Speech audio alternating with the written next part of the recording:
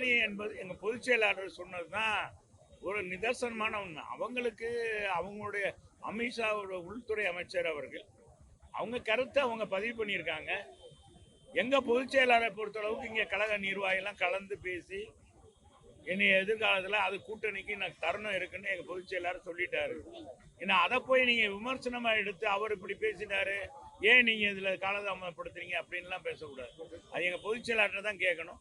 எங்க பொதுச் செயலாளர் அது தெளிவா அன்னைக்கு விளக்கிட்டாரு. ஆனா அவர் விளக்குனது பிறகு அதுல இந்த கூட்டணி சம்பந்தமாக தோழமை சம்பந்தமாக எதுவும் நீங்க தயவு செய்து கேட்க வேண்டாம். மற்ற இங்க இருக்கிற லோக்கல் பிரச்சனை கேளுங்க. பின்னாடி அமையட்டும், பின்னாடி அமைஞ்சாலும் அதுல அதிமுகவினருக்கு ஒரு நல்ல மகிழ்ச்சியான இதா இருக்குமா அந்த பாஜக? எங்க பொதுச் செயலாளரை பொறுத்தளவுக்கு புரட்சி தலைவர் அம்மா அவர்கள் எப்படி கழகத்தை வழி நடத்தணும்னு அவருக்கு தெரியும், எப்படி செய்யறாருன்னு உங்களுக்கும் தெரியும். சட்டமன்றத்தில் எதிர்கட்சி தலைவராக இருந்து கொண்டு ஆளுகிற கட்சியை விரல் விட்டு ஆட்டி கொண்டு இருக்கிறார். அவர் கேட்கிற கேள்விக்கு பதில் சொல்ல முடியல முதலமைச்சரால. பூரா தவறான தகவலை அமைச்சர்கள் சட்டமன்றத்தில் பேசுறாங்க. எதிர்கட்சி தலைவர் சொல்ற குற்றம் சாட்டுக்கான சரியான பதில முதலமைச்சரும் சரி மற்றவர்களும் விளக்க தயார் இல்லை. அன்றைக்கே கடந்த சட்டமன்ற இதுல கூட தொடர்ல கூட உங்களுக்கு எல்லாம் தெரியும், நாங்க வெளிநடப்பு செஞ்சோம். எதுக்கு வெளிநடப்பு செய்யறோம்? ஒரு நிமிடம் பேரவைத் தலைவர் அவர்கள் எங்க பொதுச் செயலாளர் என்ன கேட்கிறாரு என்பதை கேட்டு அது பதில் சொல்லியிருந்தா பரவாயில்ல. அதுக்கு 10 நிமிடம் 15 நிமிஷம் அவரே எடுத்துக்கிறார். எதிர்கட்சி தலைவருக்கு உரிய மரியாதை கொடுக்கல.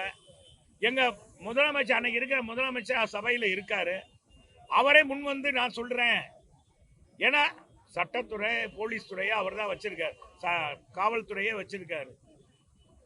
அவரு சட்டத்துறை அமைச்சரை விட்டு பதில் சொல்றாரு. அவரே நீங்க பதில் சொல்லி இருக்கலாம். அதை விட்டுட்டு எங்க வெளியேற்றின பிறகு அதை இதுன்னு நாங்க இல்லாத பொழுது களத்துல போய் இவர் கம்ப சுத்துற மாதிரி ஆயிருச்சுங்க. அன்னைக்கு முதலமைச்சர் அதிமுக இல்லாத போது அதிமுக கேள்விக்கு எதிர்கட்சி தலைவர் இருக்கும் போது கம்ப சுத்தி இருக்கணும், அவர் பதில் சொல்லி இருப்பாரு.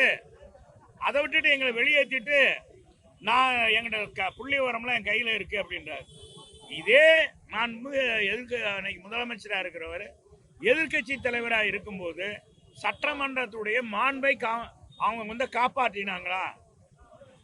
சபாநாயகர் இருக்கைய நாங்க இது வரைக்கும் நீங்க பார்த்திருப்பீங்க.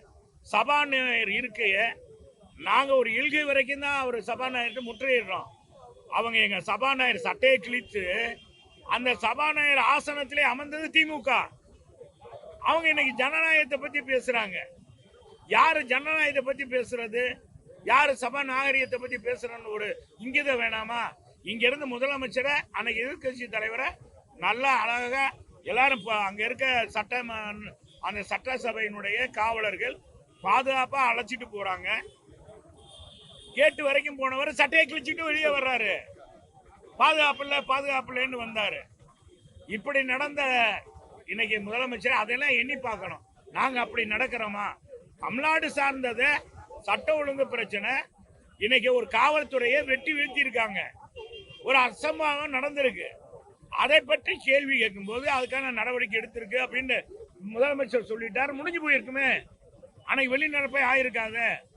அதை விட்டுட்டு எங்க வெளியே அனுப்பிச்சு விட்டுட்டு நாங்க அதை செய்யறோம் இதை செய்யறவங்க அப்படி செஞ்சாங்க இப்படி செஞ்சாங்க, இவங்க காலத்துக்காட்டில் எங்க சட்டம் ஒழுங்கு பேணி காத்திருக்கோம், கொலை கம்மி, இது சொல்றதுக்கு அது தவறு. சார், இப்ப செங்கோட்டையன் அவர்கள் நிர்மலா சீதாராமனை அமித்ஷாவை சந்தித்தது யதார்த்தமாக நீங்க சொல்றீங்க சார். ஆனா ஏன் தனித்தனியா சந்திக்கணும்? எடப்பாடி பழனிசாமி ஒரு தடவை போய் செங்கோட்டையன் ஒரு தடவை போய் ஏன் சார் அப்படி என்கிட்ட கேக்குறீங்களா? நீ எந்த டிவி, எந்த தொலைக்காட்சி? நியூஸ் 18. நீங்க நேரா ஈரோட்ல கேளுங்க. ஈரோட்ல உங்க தொலைக்காட்சி நிருபரை கேட்டு ஏங்க நீங்க ஒரு தடவை சந்திச்சிருக்கீங்க, பொதுச் செயலாளர் கழக பொதுச் செயலாளர் போய் பார்த்துட்டாருன்னு அவர்கிட்ட நீங்க கேட்க என்கிட்ட கேட்டீங்கன்னா என்கிட்ட போய் கேட்டீங்கன்னா எனக்கு என்னங்க பதில் சொல்ல? அவர் மூத்தவர், சொல்ற கேளுங்க.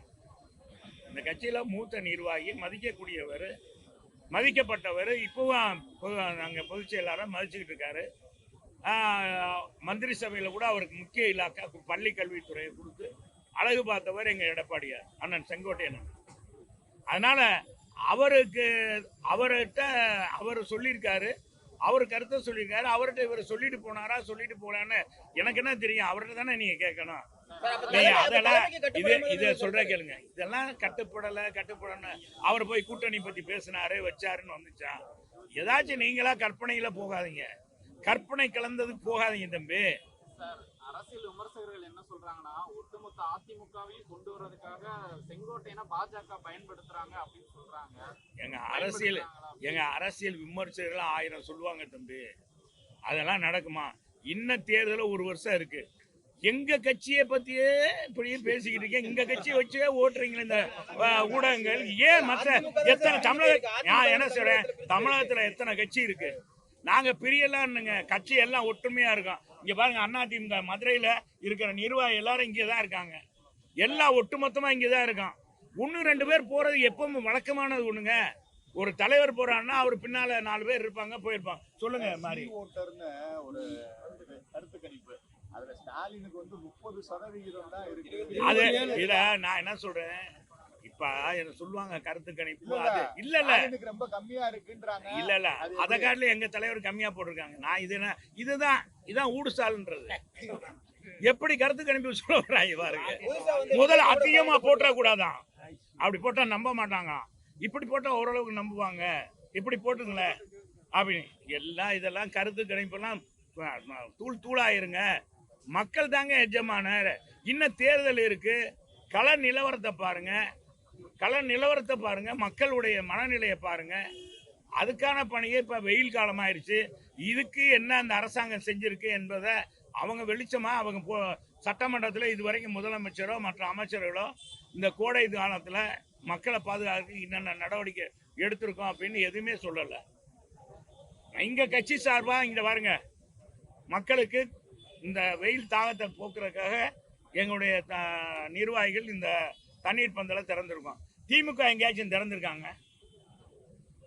நேற்று ஆர்ப்பாட்டம் பண்றேன்னு சொல்லி 100 நாள் வேலை திட்டத்தில் உங்களை பணம் வேணுமா, வேலை வாய்ப்பு வேணுமா, ஆர்ப்பாட்டத்துக்கு வரணும்னு சொல்லி மிரட்டி வாங்குறாங்க. அப்படிப்பட்ட மக்கள் ஓட்டு போடுவாங்களா திமுகவுக்கு? அந்த கூட்டத்தை வச்சுக்கிட்டு பேசுறாரு. நேற்றைக்கு கூட நம்ம வணிக வரித்துறை அமைச்சர் ஒரு கருத்தை முழுமையா ஒரு தவறான கருத்தை சொல்லியிருக்காரு. நான் எந்த இடத்துலையும் வணிக வரித்துறை அமைச்சரை தரைக்குறைவாக எங்கேயாவது பேசினானா, அவரை பற்றி ஏதாச்சும் விமர்சனம் பண்ணானா, அவர் பேரை சொல்லி விமர்சனம் பண்ணானா? தேவையில்லாம ஒரு அனுதாபத்தை தேட பார்க்கிறாரு. அதுல இந்த இதுல அகஸ்டியஸ் பேசுற மாதிரி யூடியூப் புருட்டஸ் அப்படின்னு சொல்லி அவரை உயர்த்துற மாதிரி உயர்த்தி என்னை உயர்த்துற மாதிரி அண்ணே 10 ஆண்டு இருந்தவர் அப்படி இப்படின்னு சொல்லி நான் எவ்வளவு மோசமா நடக்கிற மாதிரி அந்த தொகுதியில போய் பேசுறாரு. மதுரையில் இத்தனை தொகுதி இருக்கு. நாங்க என்ன சொல்றோம், நீங்க செய்யுங்க, எங்க மேற்கு தொகுதிக்கு நல்லா செய்யுங்க, வளர்ச்சி பணிகளை கொண்டு வாங்க, நிறைய திட்டங்களை கொடுங்க. என்னங்க ரோடு போடுறது, கக்கசு கட்டுறது, இதுக்கு போய் ஒரு அமைச்சர் போகலாமா அப்படின்னு தான் நான் கேட்டேன். நான் வேற ஒன்றும் தவறா கேட்கலையே. நாங்க 1200 கோடி, 1500 கோடி, 500 கோடி, 200 கோடி, 300 கோடி பாலங்கள் அது இதுன்னு கட்டினோம். தாகந்தி இருக்கிறதுக்கு செஞ்சோம். நிரம்பாத 40 ஆண்டு காலம் நிரம்பாத மாறி இருந்த குளத்தை நிறைச்சணும், பாலம் கட்டணும். இந்த பாலம் இப்ப கட்டுற பாலம் கூட நாங்க போட்டது, நாங்க நிதி ஒதுக்குனது. அதுலதான் ஏவி பிரிட்ஜ் பாலம்லாம் நடக்குது. அதுல இருந்து இன்னைக்கு தொகை மாறி இருக்கும். அதே மாதிரி உங்களை அப்போலோ கிட்ட கட்டுற பாலம் நாங்க கடந்தது. எல்லாமே எங்கதான் எடுத்துக்கிட்டு நீங்க செஞ்சுக்கிட்டு அதை கூட போய் அதை கூட பார்வையிட மாட்டேன்றாரு. சும்மா ரோடு போடுறது, தெருவில் ரோடு போடுறது, இதென்ன இதுல இருந்து வர்றது, மத்திய தொகுப்புல இருந்து வர்ற நிதி. நாங்க எங்கேயாச்சும் இவர் தொகுதியிலே போய் நாங்க சொந்த நம்ம மாநகராட்சி பகுதியில இணைக்கப்பட்ட 3 மாவடி ரோடு, 3 மாவடியில இருந்து அந்த பனங்காடி வரைக்கும் 100 அடி 2 வழி சாலை 30 கோடி நாங்க தான். நான் பெர்சனலா ஹவுசிங் மினிஸ்டர் சொல்லி மாநகராட்சிக்கு தர வேண்டிய நிதியை வாங்கி அந்த ரோடை போட்டோம். நான் போய் பூமி பூஜைக்கு போனானா, அவர் தொகுதியில போய் பூமி பூஜைக்கு போனோம். நாங்க 1-2 கோடி இல்ல, 30 கோடிக்கு அந்த ரோடு எப்படி இருக்கு பாருங்க. இன்னைக்கு சொகுசா போறாரு அவரு. யாரு? அங்கதான் மண்டபம் கூட, கல்யாண மண்டபம் கூட கட்டிக்க சொகுசா போறாரு வணிக வரித்துறை அமைச்சர். சொகுசா போறதுக்கு யார் காரணம்? நாங்க ரோடு போடுறோம் போய் நாங்க பூமி பூஜை போட்டோமா? நாங்க தான் கொண்டாந்த மக்கள்கிட்ட. எங்க காலத்துல எடப்பாடியார் எது பண்ணாரு, நிதி ஒதுக்குனாரு, அதை செஞ்சோம். ரோடு திட்டம் கொடுத்தாரு, செய்கிறோம். அது மாதிரி திட்டங்கள் நிறைய. 2 அமைச்சர் இருக்கீங்க, பெரியார் பேருந்து மாதிரி நாங்கள் எப்படி செஞ்சுருக்கோம், அது மாதிரி நீங்கள் வணிகம் குடிசை அரங்கத்தை போல தமிழகத்தில் கட்டியிருக்கோம். இது மாதிரி புதுசாக கொண்டு வாங்கன்னு தான் நான் கேட்குறேன். என்னாச்சும் வணிக வரித்துறை அமைச்சர் தம்பி ஏதாச்சும் பேசிருக்கோம்ப்பா, ஏப்பா ஏதாச்சும் பேசுனாப்பா கூட, ஏப்பா நீங்கள் தான்ப்பா சொல்லணும், நீங்கள் ஏதாச்சும் போய் ஏதாச்சும் பேசிடுவீங்க கூட. ஊடகத்தில் அவர் சொல்கிறார், இந்த அண்ணன் பேசிக்கிட்டு இருக்காரு என்னைய பற்றி அப்படின்றார். நான் என்னப்பா பேசுனேன்? ஏன் பேசுனா தவறாக பேசியிருக்கேனா? பேசுனா அவங்க கூட தானப்பா பேசியிருக்கணும். மீட்டிங்கே நான் போடல, ஏன் பேசினாப்பா? என்னங்கப்பா நீங்கள் எப்படி நீங்கள் சிந்து முடிஞ்சு விடுறீங்களா என்னன்னு தெரியல. இல்லை அவரு தான் வேணுன்னே அனுதாபம் தெரிறதுக்கா மேற்கு தொழில வந்து செய்கிறாரான்னு தெரியல. இவரை காட்டிலும் ஜாம்பவான்கள் நம்ம தளபதி, முன்னாள் மாவட்ட செயலர் தளபதி, அவர் குடும்பமே மேற்கு தொழில வேலை பார்த்துச்சு. அப்பவே அது அதிமுக கோட்டைன்னா அதைத்தான் சொன்னேன் நான், வேற ஒன்றும் தவறாக ஒன்றும் சொல்றேன். சார், தமிழகத்துல பிரதான எதிர்க்கட்சிக்கு தான் வந்து போட்டியே தவிர வந்து முதல்வர் பதவிக்கு வந்து போட்டி இல்லைன்னு சொல்லி மு.க. ஸ்டாலின் சொல்லிருக்காரு. இது எப்படி பாக்குறீங்க சார்? பிரதான எதிர்க்கட்சியும் அதிமுக சண்டை போடுது, முதல்வர் வேட்பாளரா வந்து முதல்வர் இதுக்கு வந்து போட்டியிடல, அவங்க எதிர்க்கட்சிக்கு தான் போட்டிடுறாங்கன்ற மாதிரி சொல்றாரு. அதான் நம்ம எதிர்கட்சிக்கு தான் போட்டிடுறேன்னு இங்கே சொல்றது. இப்போ நம்ம சீமான் சகோதரர் பாணியசாமி, நாங்கள் அந்த மாதிரி எதிர்கட்சிக்குள்ளே போட்டிருந்தோம். ஏன் எங்களை போய் வெளியேற்றுறீங்க? எங்களை கட்சியை பற்றி ஏன் இந்த மாதிரி அவதூறாக பேசுகிறீங்க?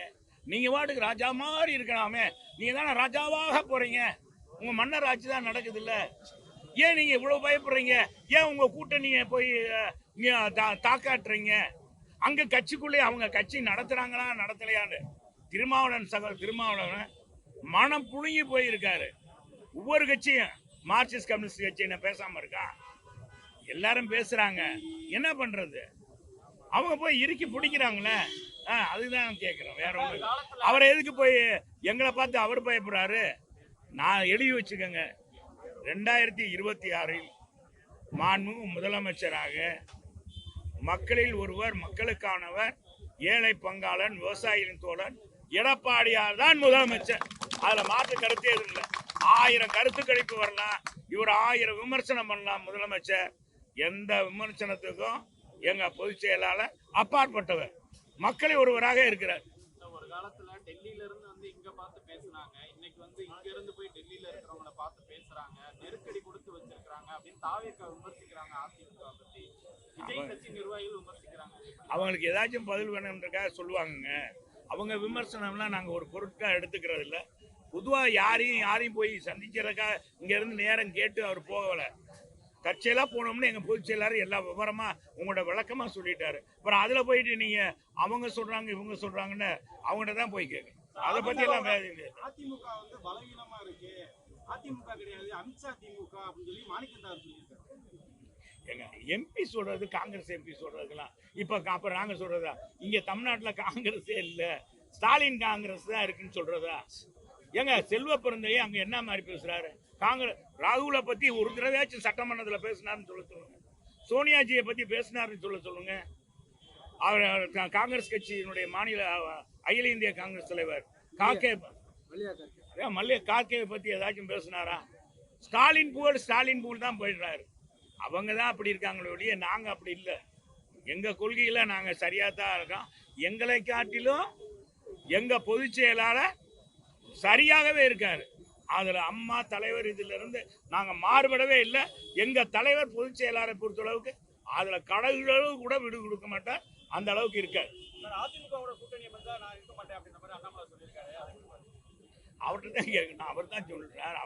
அவர்கிட்ட போய் அவருக்கு அதுக்கெல்லாம் நான் பதில் சொல்ல விடுவேன்.